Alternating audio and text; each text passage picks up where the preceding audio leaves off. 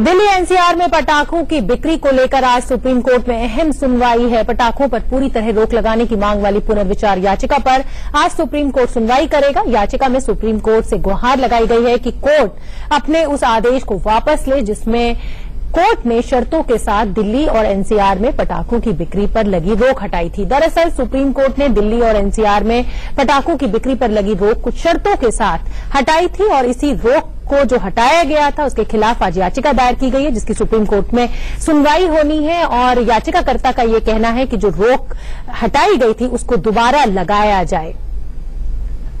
हमारे साथ हमारे संवाददाता आशीष कुमार सिन्हा जुड़ रहे हैं।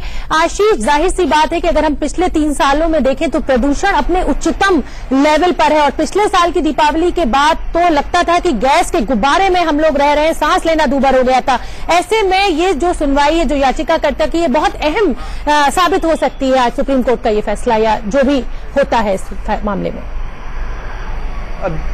देखिए, आज कोर्ट ये तय कर देगा कि क्या दिल्ली एनसीआर में दीपावली पर पटाखे बेचे जाएंगे या नहीं।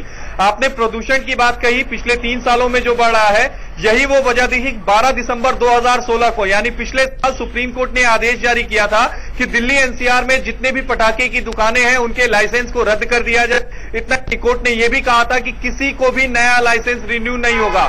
उसके तमाम जो पटाखे के व्यापारी हैं, उसके बाद पटाखा बनाने वाली जो कंपनियां हैं, उन्होंने सुप्रीम कोर्ट में याचिका लगाई थी और उसके बाद सुप्रीम कोर्ट ने इसी साल आदेश दिया था, कुछ शर्तों के साथ जरूर पटाखा बेचने की इजाजत दी थी, लेकिन उसमें कई शर्तें महत्वपूर्ण है। पहली ये कि जो पिछले साल की तुलना में जितने लोगों को लाइसेंस दिए गए थे उसको आधा कर दिया गया।